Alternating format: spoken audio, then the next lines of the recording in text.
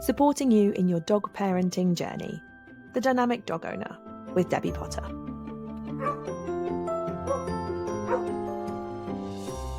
Hello and welcome to another edition of The Dynamic Dog Owner. So the past few episodes have been about my dogs. It's been like a mini series about all my dogs and what I've learned from them, how I have grown as a trainer and all the different skills they have taught me over my years with them. And today we're talking about Fred. So Fred is my golden retriever. He is 2 years old, just 2. And you'll know if you've listened to the previous episodes, my first own dog was a golden retriever. And he kind of stole my heart. And I didn't realise how much until he wasn't with us. And when it came to getting Dave a friend, I thought, oh, let's get another golden retriever.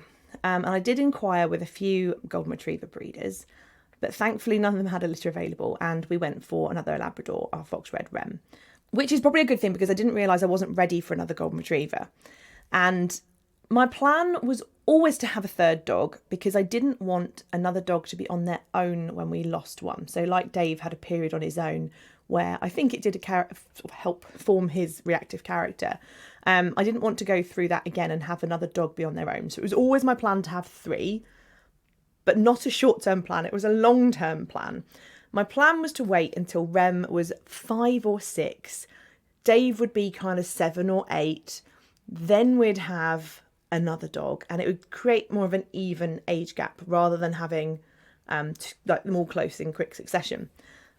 But Fred, my happy accident, came along, and now we have 2-year age gap between all our dogs. And I kind of joke now that I'm ready for another one because then I would have even gaps again, but I'm not having another dog just yet. So when we were looking for Rem, we did get in touch with a local breeder who breeds golden retrievers. She's literally around the corner, so she's really, really local. And thankfully she didn't have a litter available, which was a good thing. But we did stay in touch because she'd heard of me and my business, so she knew who I was. She invited me into her family on Facebook of sort of prospective owners of future litters to find out about her and her breeder and her families and all the dogs that she has, and all the families that have had her dogs. So I was invited into that group and it was lovely. And we've done a few bits together where we've shared resources, etc. And I didn't have any intention of getting a third dog. But one day, there was a little post in the group saying, the next litter's been born. And they were a beautiful litter of golden retriever puppies, absolutely beautiful. I, of course, happened to comment, went, oh my goodness, they are gorgeous. It's making me broody. So Anna dropped me a message, literally within about 10 minutes and went, I have a boy. He does not have a home. The litter is bigger than I expected. And I have one boy golden retriever who needs a home. Do you want one? Well, what a question to ask me. Of course I was interested, and a few things started going through my mind. Firstly, it's always been my dream to have a dog that I can train as a therapy dog to take to hospitals, nursing homes, wherever. So almost like a pets as therapy dog. None of my puppies so far, so Rem or Dave, haven't quite been right for the job. And I thought, oh, well, never mind, not meant to be. It's not right for them for various reasons, because for me to enter them into that situation, they've got to be 100%, I've got to be 100% happy with them. And obviously, as my children, again, which we'll explore in a different episode, as my children have grown and developed, we thought that an emotional support dog would actually be really beneficial for my eldest daughter. And as her and Rem's relationship grew, I thought maybe he's the one. They do have an incredible bond together. But there's a couple of elements that he struggles with that would make him not quite what I needed, because I need, if I were to have an emotional support dog, I need them to be able to get her out and about and experience in the world with her. And places where there are dogs, Rem would struggle slightly, and he can't settle in a cafe or anything like that. So he wasn't ideal. It's something I could work on, but again, with his anxieties, it's probably a recipe for disaster. So obviously, Anna messaged me and said, I've got this puppy. And all these thoughts kept whirring around in my head going, oh, he could be an emotional support dog. I could get him. He's a boy. We only get boy dogs. maybe he would be a wonderful support dog for her. He would complete the family. I was very puppy broody. Of course, I had to consult two of the most important people in our family, which is my husband and my mum, because she looks after the dogs quite simply when I'm at work some days and when I go on holiday. So she has to be on board. It took me from, I think it was about 10 o'clock in the morning until 7 p.m. that evening to convince them and to help them see the world from my perspective. They both then said, yeah, okay. Yeah, I can see your point. Yeah, okay, if I'm not going to say no, if you're happy with it, we'll do it. So at 7 o'clock that night, I contacted Anna and said, yes, he's ours. I'll have him. Thank you very much. In my head, he was needing a home. He was homeless for a whole 6 hours or 8 hours. Poor thing. So I was doing my good for the Golden Retriever world. So out of the 3 puppies I've had, Anna has been by far the best breeder experience I've had. And it set the bar so high, I don't think I would want to get another dog from anyone but her. So she was on board from day one. Messages, photos, names, part of the family. She knew what we were hoping to get Fred for. And she wanted to help us pick the right dog for our family, and obviously the support role we wanted him to undertake. So she helped us choose. She knew which one she thought we should have. Because she's just around the corner, me and my girls went to see the litter very often, and we were involved with lots of bits and pieces to build the relationship as soon as possible. So we went over and bath the litter, and we'd go over and just sit and chill with them for a little while. And obviously it came to bringing him home. Now, Fred, this poor little tiny puppy, had big expectations. He had a lot of weight on his shoulders that I had got him in the view that he would help my daughter to go out, to leave the house, to overcome her anxiety and to live a fuller life. Now, in hindsight, what an expectation was I putting on that little puppy? Yes, it was a wonderful goal, but was it fair on him? Was it realistic? Absolutely not. So as a young puppy, he did do an awful lot with us. I had it in my mind. He was registered as a support dog in training. We took him to many, many places. He came to so many places with us. He was really, really, really good at the job of learning how to be chilled in many, many places. But we'll come on to that in a moment because there's a little bit more going on. We'll talk about that bit in a sec. But as a puppy, he did come to many, many places with us, experienced so much. He came to horse riding lessons, he came to shops, he came to cafes, he came to pubs. He literally came everywhere and had a really big experience. Now, as a puppy, a very early puppy, the first day we got him, we discovered Fred had some resource guarding tendencies. And it was a really happy accident, a bit like Fred all around, really. I feed my dogs raw, which is, everyone can feed whatever their dogs are happy feeding, but mine do eat raw. So as soon as they come in to my home when they're a puppy, instantly they get swapped onto raw. And so Fred came in, he had his first meal at lunchtime, so about 4 hours after he'd arrived. And I don't know what possessed her, but my mum popped her finger in the bowl to flick a bit of raw out of the corner that he was struggling to get. I don't know why she did that. It was probably just, we can, the other dogs wouldn't mind us doing that. Not that we ever fiddle with their food, but if they were stuck, they wouldn't mind us helping them out. Fred, oh my goodness, he was like, what the hell are you doing? This amazing food that I've just been given. And he snapped at my mum's finger. Now, did I tell Fred off? No, absolutely not. I told my mum off. I said, Mum, you should know better. You know that you don't put your fingers near a dog's bowl, especially not a puppy, and it's his first meal having raw. So she was like, oh gosh, sorry, I didn't even think. But what a wonderful thing to have happened, because it told me from day one, oh, there's something here we need to work upon.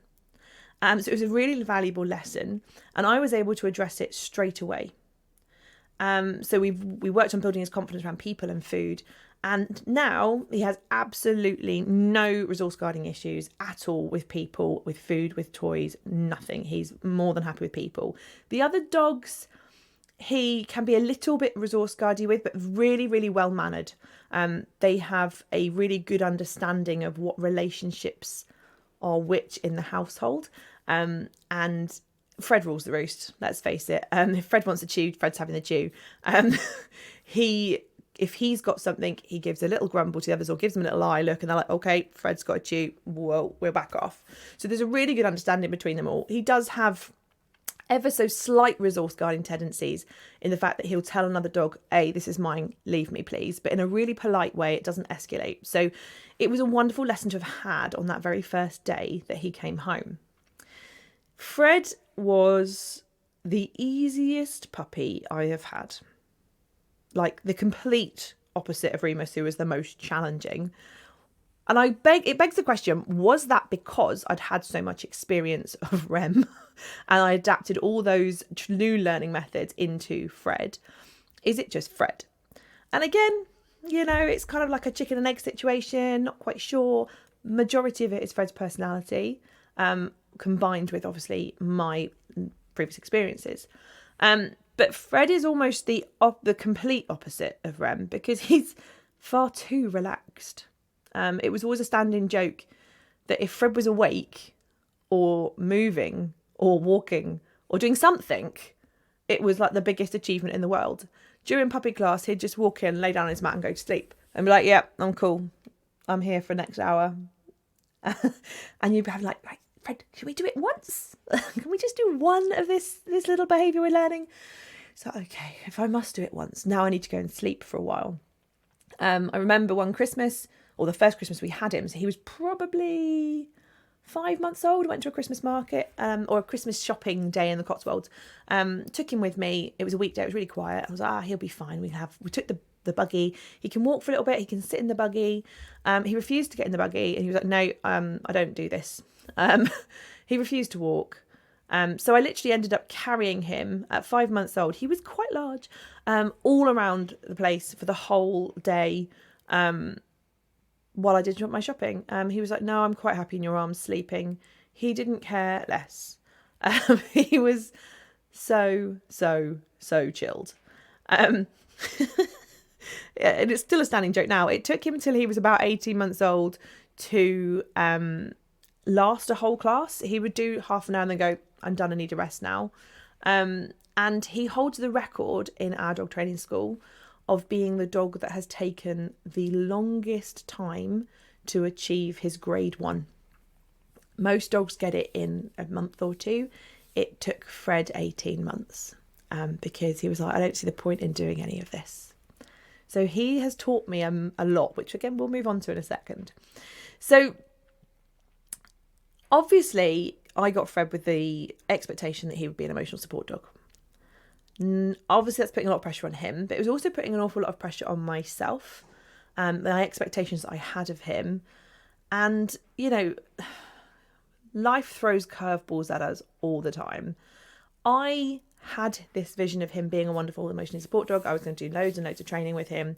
What I didn't expect, that was not even a month, so maybe 2-3 weeks after he joined our family, my youngest daughter would also have left school through emotional-based school avoidance. So she was struggling sort of from the September. We got him in the October. She was struggling to get to school. 2-3 weeks after we got him, it was an absolute no, and she actually left school and we pulled her out of school. So suddenly I had 2 children that were out of school and at home 24/7. I had the pressure on myself of trying to train a dog to be an emotional support dog. And obviously I had a lot of pressure, a lot of personal emotions going on. And I battled with a couple of months with desperately trying to get him into as many places as I possibly could and desperately trying to give him as much exposure and teach him all the things I wanted him to learn. The best thing I did was remove that pressure. So when he was around 6 months old, I was like, this is hard. this is not going how I planned because I haven't got the time for it. So I decided to remove the pressure off of me and off of Fred. At that point, he also sort of entered into his adolescence where he became a little bit more emotional, and I went putting on the back burner. Yes, it was my plan of this is why I got him, but if it's not going to work right now, let's remove that pressure. Right now, I want Fred to be a happy-go-lucky puppy and not training for a job that he might not get to. Removing the pressure is what helped our relationship grow. So at that point I said, if he never makes it, it doesn't matter. We're going to stop purposely trying to train for that, and we're just going to train for life. So removing the pressure was the best thing we did. And obviously this isn't to say that he will never be an emotional support dog. He does a wonderful job at home, but I'm not focusing on it or expecting or putting high expectations on us anymore. At home, he is brilliant. He is the most chilled dog. He goes and gives lovely cuddles to the girls. He has really funny quirks that make us all smile. He's so affectionate. Outside, he's had a real struggle during his adolescence, quite simply.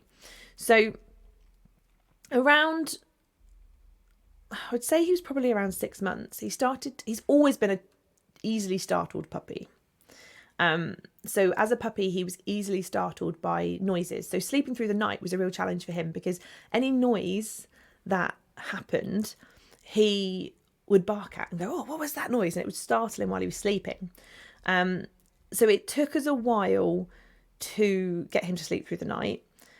And it really didn't help that my husband does shift work. So he would come in at midnight, 2 o'clock, 5 o'clock, random times throughout the night. And it would disturb Fred. He'd go, oh my God, there's a burglar coming in. And it disturbed sleep for a little while. It was interesting. We spent many a night sleeping with reggae on. I swear by reggae. Reggae calms my dogs so much. So we would sleep with reggae music playing in the background. We would try and do calming remedies at night to try and help him chill out. It took him a while, but he slept through the night eventually without being startled. But he also is easily startled by things entering his environment. And this has become apparent sort of from when he was 6 months old, even to now. It's something we're still continuing to work on. And it's almost like he needs time to process something. So when something enters his environment, or if something is out of place in his eyes, or it's not normally there. So for example, if we were to go outside our house, normally, our close is really quiet, there's not many people around. If one of the neighbours happens to be in their front garden, he's like, oh my goodness, you made me jump out my skin. Woof, woof, woof, woof, woof. I wasn't expecting you to be there. And it takes him a moment to go, okay, there's a person there, we're all good. Which is, again, a bit weird. But he does it with random things like if you walk somewhere and there's suddenly like roadblocks or a street cone, like a traffic cone, he's like, wow, that wasn't there yesterday. And he barks at it and then goes, okay, cool, it's fine now. I'm ready. I'm sorted it. So again, it is almost like he needs that time to see something. He instantly reacts. He then processes it and goes, it's okay. I know it's there. We're all good. And this is something that we're carrying on working with. It's been a challenge and it is a challenge because it means that taking him places can be a little bit tricky. So I have to really monitor where I take him and make sure I'm taking him places where he's got time to process things before they enter into his environment. So, as I said, Fred is a very chilled dog. So one of the things that I have struggled with, particularly with him, is motivation. Getting him to want to do stuff is really hard because he'd just quite happily chill out and sleep. Labradors, I'm used to training puppy Labradors. They'll eat anything, any food, they're happy. Fred was like, nah, you're good. I don't want that. So it took me a while to work out what his motivations were. And they are really strange. So for a time, he would only work for warm sausages. Not cold sausages. Warm sausages. Warm sausages only. So I would have to cook the sausages, wrap them up in some foil and bring them to class so they would still be warm. Thankfully, he moved on to chicken and he will eat cold chicken, but it has to be freshly cooked. So it's a big thing when you want to train Fred. You're like, right, have I got all my rewards? And they're the only two things he'll have. He likes one particular toy, not any toy, one particular toy that he will work for. And he's random because he's motivated by stones. He loves a stone. If he can see a stone in the ground and he gets to dig it up and carry that stone around in his mouth, he is the happiest dog in the world. So rather than trying to stop him from doing that, I use those things as motivation. So if he happens to find a stone, and it has to be a stone he has found, it cannot be one that I have produced. He has to have found it and himself for it to be a rewarding stone. I can ask him for it. He'll give me the stone. He's then the most motivated, energetic dog ever. He'll perform a behaviour to get his stone back. It's crazy. And I say that it's taken me a while to work this out. So it's been a really interesting journey that has taught me a lot about motivation and how to motivate your dog, and also how to work with patience. So I've had to develop, I thought I was a patient person. I thought I knew how to work slowly with a dog. With Fred, I had to develop even more patience and work even slower. So we spent a good year literally working on, if you look at me or engage with me or are stood next to me, good things happen. Because he was so distracted by the world and so just chilled that he didn't care if I was there or not. And I just felt like I was a weight and anchor at the end of the lead, and that was it. So it's taken us a really long time to build that relationship. And again, this isn't a bad thing. He's developed my skills. And equally, because of him, we now have a set course that we have developed purely based around what I have done with Fred to gain his focus for the last couple of years. So he's, again, a really interesting character. There's a lot to him. I've never known a dog hug like he does. He actually comes and gives you a hug. He doesn't jump up at you. He does jump up to do it, but it's in a really polite way. He stands up on his back legs and he puts his front paws around your waist and just stands there hugging you. And giving you like kisses and having a stroke. It's so sweet. He's really a lovely, lovely dog. Equally with Fred, another thing is that he doesn't work with pressure. So he doesn't respond to pressure. If I accidentally put any pressure on him to do something, and I do it without even realising I'm doing it, he automatically recoils. It's like, no, that's not happening because there's pressure. Again, this is where my dogs and my kids are so interesting. They overlap quite a lot. I've learned a lot around my dogs and my kids, and it all intertwines. He has a demand avoidance. If you place a demand upon him, he will not do it. So you have to make him think that things are his idea and motivate him, which is just like my youngest daughter. Again, really interesting. She has a demand avoidant autistic profile, and my dog is demand avoidant. So, okay, it's interesting. Now, obviously he's coming up, or he is just 2. So he is still in his adolescent phase. He hasn't matured yet. We are still learning every single day new things about how to motivate him and new things to do. He is my slowest learner dog, but remember that thing about the hare and the tortoise. Just because he's taken a long time to get to where he is now, it doesn't mean that he isn't going to get there. We're just taking a really slow journey. And equally, I think that's actually going to make him a stronger, more reliable dog, and our relationship stronger, because we've really had to work at the basics and the foundations. We haven't rushed stuff, and it's so easy to rush stuff. But we've worked solidly for 2 years on really strong foundations of a relationship. And we do have a really strong relationship. He understands me, I understand him. And he's taught me about the importance of learning to go at your dog's pace. I will work at one pace, or I'd like to work at one pace. It's not going to work. He's not on board. We have to go at his pace. And yes, it's taken a long time, but there are things that a year ago I would have laughed at and gone, yeah, right, Fred's not going to do that. Now he can do them, or he's learning to do them, should I say. Again, we take things slow. He's almost like your chilled surfer dude who's like, yeah, we'll do it tomorrow. No rush. But we are learning every single day with him, which is really interesting. I find it's really interesting. And I say he's a really, really, really calm, gentle-natured, absolute sweetheart. He is such a lovely, lovely dog. He reminds me more and more of Leo every day, in looks, in personality, in everything really. It's fascinating. But say one thing that I would take home from Fred is that you have to go at your dog's pace. You have to meet them where they are. There is no point rushing a dog if they're not ready, purely because we want to reach goals. We put our own expectations into our dogs when we have to work at their pace.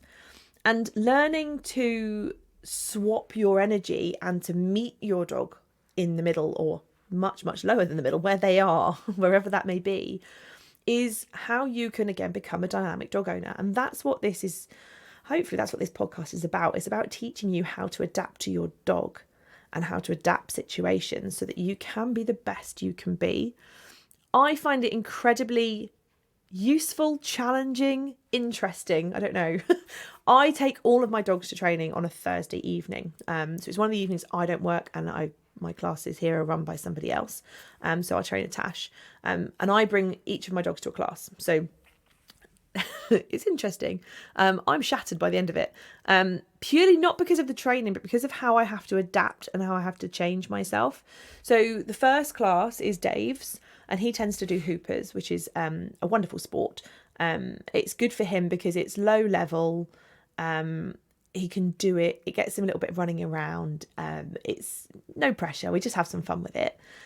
I have to work a certain way with him. I have to have certain rewards. He likes rewards given in a certain way. I have to match his energy and work how we're doing it. He's kind of like the middle dog. The next class is with Fred. So Fred comes to our general training club.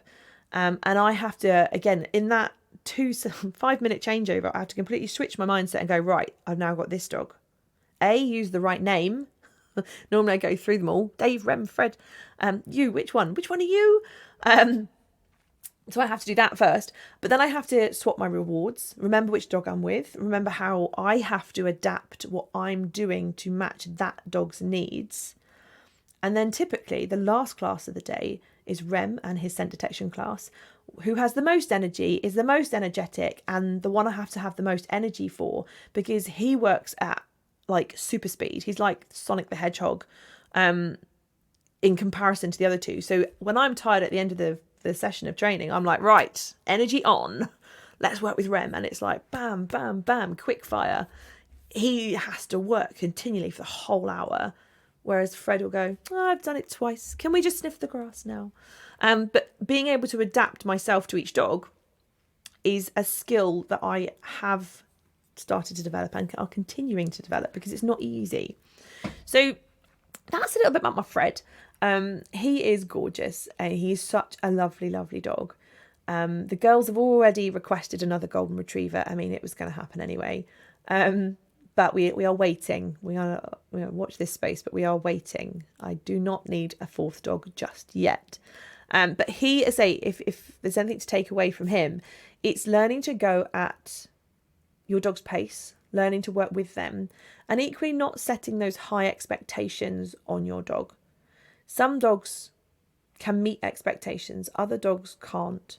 And it's taught me, yes, I got him with the view to be an emotional support dog, which he does a wonderful job of at home. I don't know if we're going to get there externally, so outside, out and about, in real life situations. Never say never. Just because he can't do it now at 2, it doesn't mean he's not going to be able to do it at 6, because he's got a lot of growing and developing to do. But just because you get a dog with a certain goal in mind, be prepared that might not happen. It might not be possible for your dog, because we don't know who they're going to be. We can pick our dog from the litter with the goal in mind and hope they're going to be the right person. But we don't know that until they've grown and they've matured. So we need to cut them some slack, and we need to give them time to develop their personalities. If he happens to fit the job, brilliant. If he doesn't, he's a blimmin' lovely dog. And he does a wonderful job of supporting us all at home and making our life happy. So if you have got goals for your dog, just stop and think, are they realistic? Are they achievable? Do they match my dog's personality and their own needs and what they are capable of? Do I need to lower those expectations to help my dog be the best version of themselves? Or am I putting too bigger expectations on and setting them up to fail? So, learn to go slow. Be that tortoise. The slower we go, the better results we get. And just think about your dog's personalities. Don't forget to share this podcast with anyone you think would benefit from it. So anyone who's got a new dog, anyone who is rescued a dog, got a new puppy, or just lives with a dog and would benefit from some insights about how to be the best dog owner they can be. Have a wonderful week, and I'll catch up with you soon. Thank you for listening to The Dynamic Dog Owner with me, Debbie Potter. See you next time.